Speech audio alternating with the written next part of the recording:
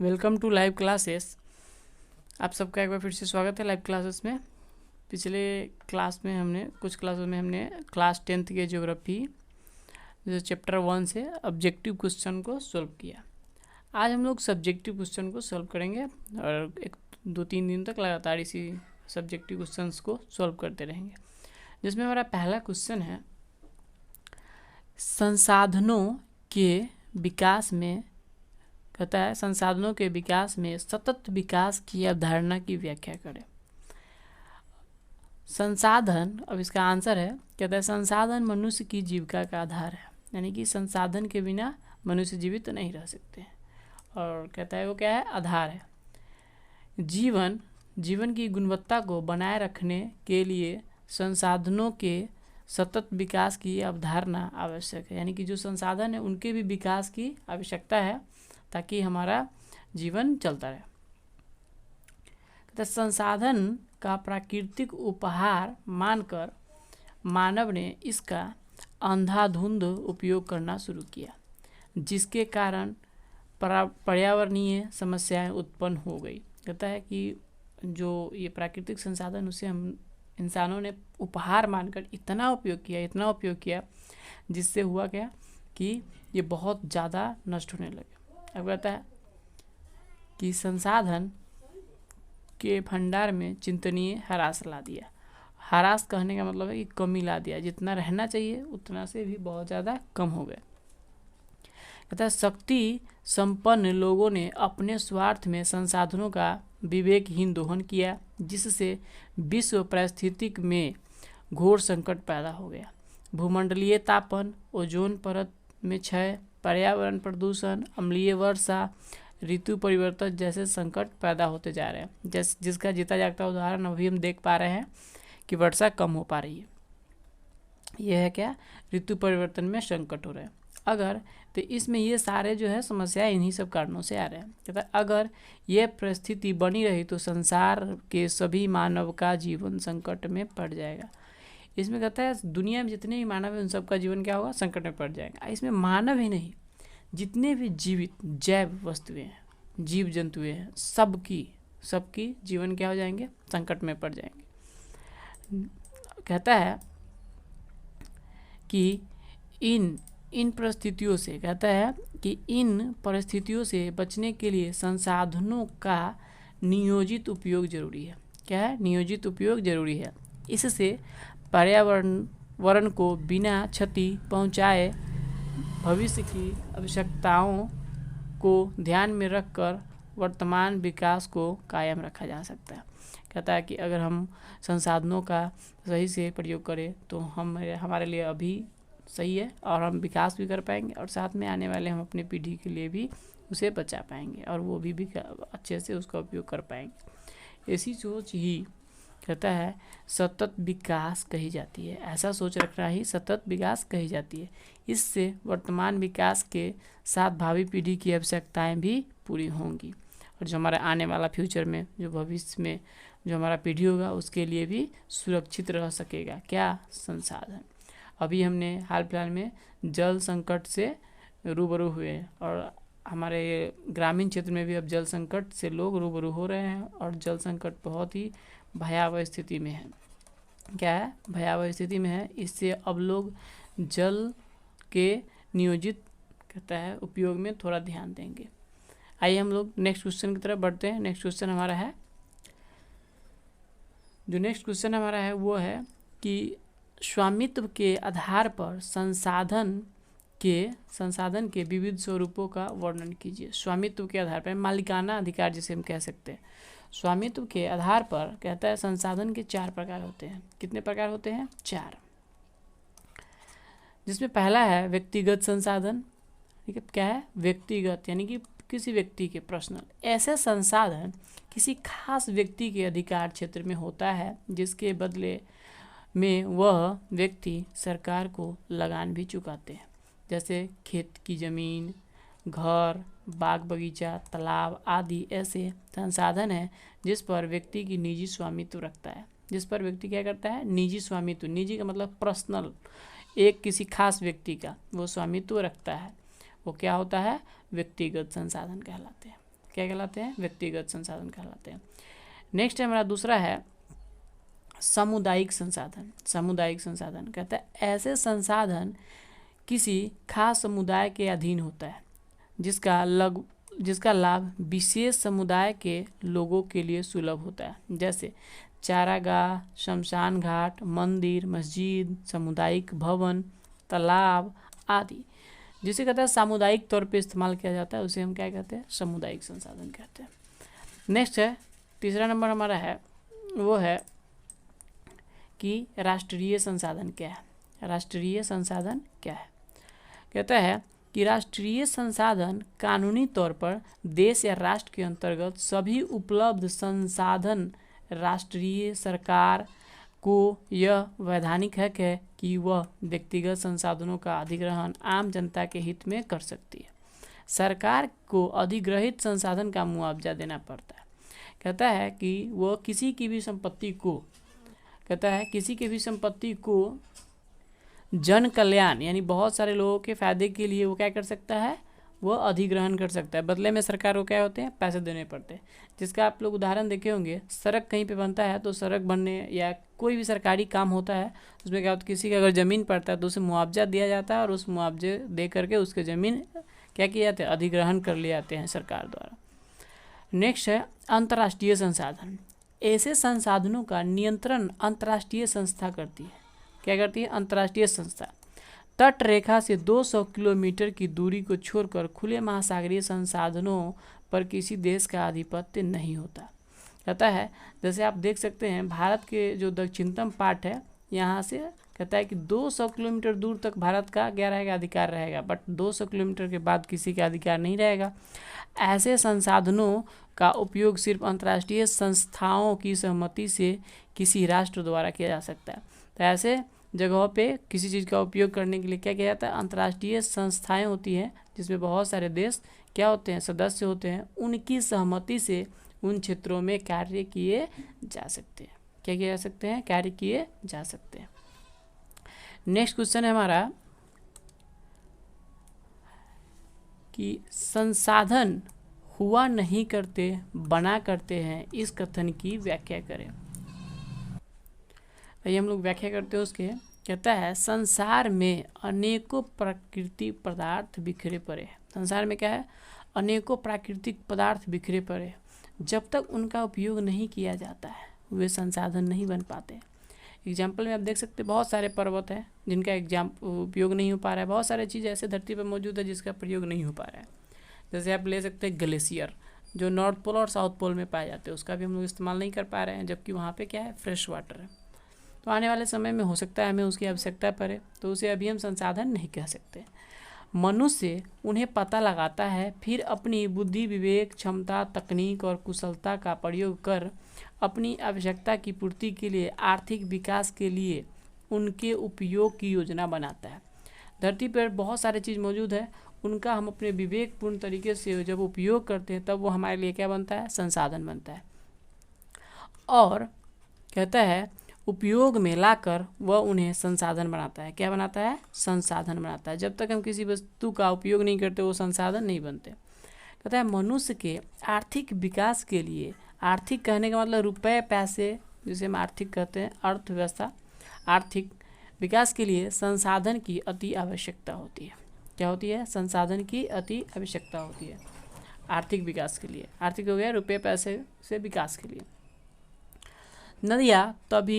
नदियाँ तभी संसाधन बन पाती है जब मानव उसका उपयोग सिंचाई में, जल विद्युत उत्पादन में, कहता है मत्स्य पालन में एवं जलीय यातायात के रूप में अनेक आर्थिक कार्यों में न किया जाए। जब तक कहता है कि जब तक उसका उपयोग न किया जाए तब तक वो क्या होता है? वो संसाधन नहीं बनते। कहता है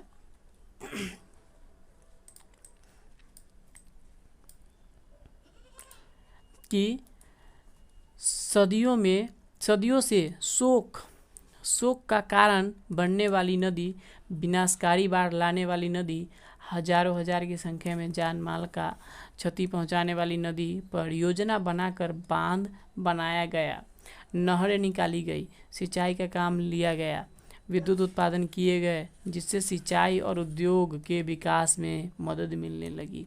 वही शोक पैदा करने वाली नदी प्राकृतिक संसाधन बन गई।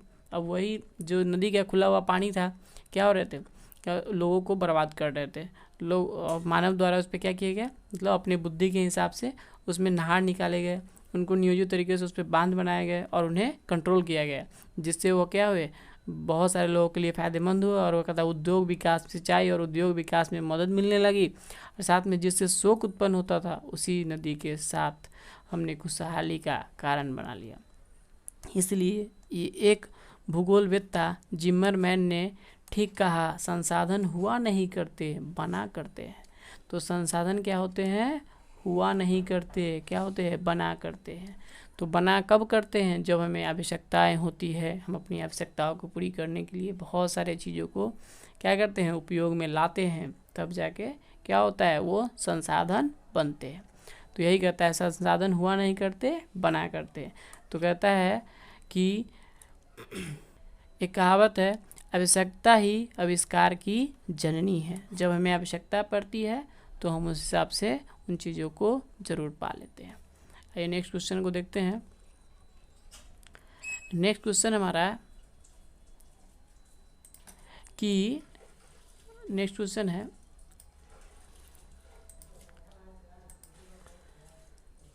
संसाधन से क्या समझते हैं, उदाहरण देकर स्पष्ट करें। संसाधन से क्या समझते हैं, कहता है वातावरण में, क्या है, वातावरण में पाए जाने वाले सभी पदार्थ जो हमें उपलब्ध है और हमारे जीवन के विभिन्न आवश्यकताओं को पूरी करे, संसाधन कहलाते। कहता है हमारी आवश्यकताओं को जो पूर्ति कर पाता है वही क्या कहलाता है, संसाधन कहलाता। परंतु संसाधन तभी कहे जाएंगे जब हमें उन तक पहुंचने की तकनीक जानकारी हो, साथ ही उनके प्राप्त करने, उपयोग करने पर होने वाले, कहता है, खर्च वहन करने की क्षमता हो, श्रम शक्ति हो, तब जाकर हम उन संसाधनों का क्या कर पाते हैं, प्रयोग कर पाते हैं। कहते परंतु इसके उपयोग में व्यापक समझ और सूझबूझ की आवश्यकता होती है। इसके उपयोग में क्या है, उपयोग या प्रयोग में कह सकते हैं कि इसे हमें व्यापक सूझबूझ की आवश्यकता होती है, जिससे वातावरण प्रभावित न हो और प्रकृति के साथ सामंजस्य बना रहे, तभी प्रकृति के सभी पदार्थ संसाधन कहे जाते हैं। कहता है उदाहरण स्वरूप हम देख सकते हैं, उदाहरण स्वरूप क्या है, कहता है इसका उदाहरण स्वरूप छोटा नागपुर का पठार के खनिज भंडार का युगों तक कोई महत्व न था, अतः वे खनिज पदार्थ संसाधन न बन सके। परंतु जब खनिजों का महत्व समझा जाने लगा और लोगों ने अपनी कुशलता का प्रदर्शन कर उनको निकालना आरंभ किया तथा उपयोग में लाया गया, वे खनिज पदार्थ खनिज संसाधन बन गए। क्या बन गए, खनिज संसाधन बन गए, जिसने छोटा नागपुर के क्षेत्र की आर्थिक विकास का अवसर प्रदान किया। छोटा नागपुर के क्षेत्र को क्या किया, बहुत ही आर्थिक तौर पे विकसित किया। इस तरह से कहता है धरती पे बहुत सारी चीज़ मौजूद है जो आने वाले समय में हम जिनका क्या करेंगे, इस्तेमाल करेंगे, और उतनी हमारी जब कहता है सूझबूझ और उतने टेक्नोलॉजी हमारे पास आएंगे तब। इस तरह से नेक्स्ट क्वेश्चन हमारा है, नेक्स्ट क्वेश्चन कहता है